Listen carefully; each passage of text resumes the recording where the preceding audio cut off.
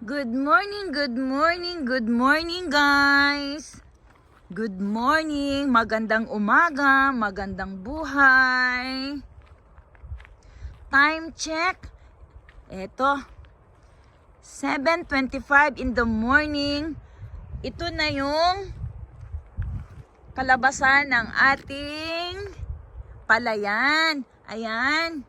Ayan na po siya guys, kasi natapos na po tayo nakapag-ani.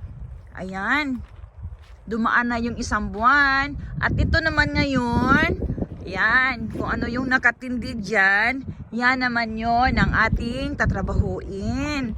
Ito, ginawa ito ni Dana guys, nung last Sunday. Siya lang mag-isang tumayo nito.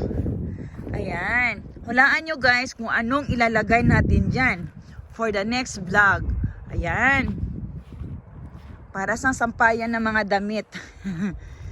Meron tayong ilalagay dyan. Mag-harvest po tayo.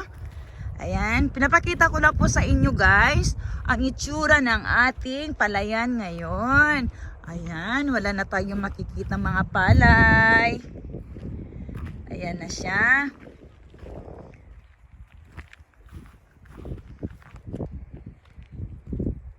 Ayan, nasa winter season na po tayo ngayon guys, pero wala pa pong snow dito sa atin sa probinsya. Ayan, medyo malamig ang hangin. Ayan, maganda ang sikat ng araw. Ayun.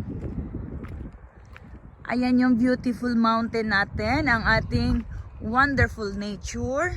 Ay, ayun si kapitbahay oh. Ayan. Isang magandang umaga, a peaceful morning. Ayan, binigyan ko lang kayo ng updates guys bago ako papasok sa ating trabaho. Ayan muna ang i-update ko sa inyo ngayon dahil wala muna tayong gagawin dito sa ating palayan. Yan muna siya. Pwede tayong maglaro ng basketball, soccer, kahit ano. Pwede tayong tumakbo, mag-jogging, mag-running. Dahil wala pa tayong gagawin dito. Next year pa po. Ayun, next year pa ng mga Marso or April. Ayun, magsisimula naman po tayo. Gagawa naman po tayo ng binhi ng ating palay. Ayan, March or April guys. Mabibisi po tayo sa ating palayan. So far, sa ngayon, wala muna tayong gagawin po dito. Hayaan lang muna natin siya. Dahil mabibisi po tayo sa ibang trabaho. Dahil sa ngayon guys, nag-harvest po tayo ng ating taro roots. Kung natandaan nyo po, gumagawa po tayo ng gabi. Ayun. Ngayon po, harvest season po natin ng ating gabi. Yun munang bisibisihan tayo ngayon. Sa ating gabi muna para meron tayong pangsabaw at pambili ng isda at karne dahil meron na po tayong bigas. And then isusunod naman po natin ang ating black beans. Ayan, black beans po ang susunod natin guys, ating harvest. Kaya meron po tayong ganyan kasi diyan po natin ilalagay ang ating black beans. Patuyuin muna natin siya hanggang sa mag-dry konti. Tapos iti-tracer na natin yan.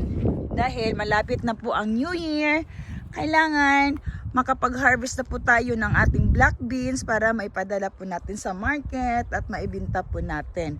Ayan guys, ang update ko sa inyo ngayon. Yan lang po muna ang update natin sa ating palayan na nakapag-harvest na tayo. Sa ngayon, nasa gabi naman po tayo nag-harvest kasi nung nakarang araw, nagtanim po tayo ng ating sibuyas. Pagkatapos po natin mag-harvest ng ating gabi guys, sa black beans naman po tayo mabibisi-bisihan. Ayan po muna ang aking update sa inyo. One eternity later.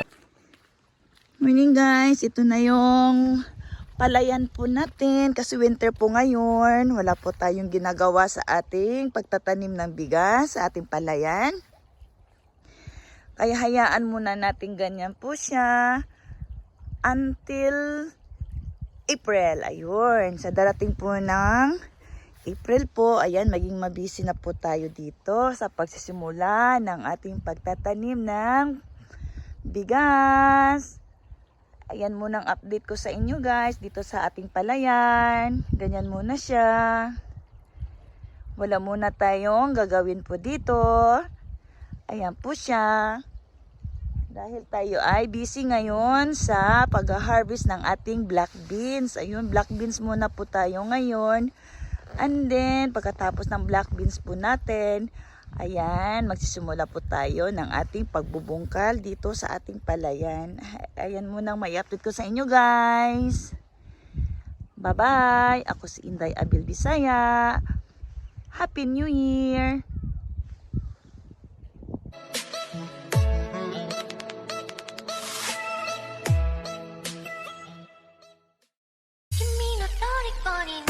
Thank you for watching guys. Ako si Inday Abil Bisaya. Don't forget to like and subscribe.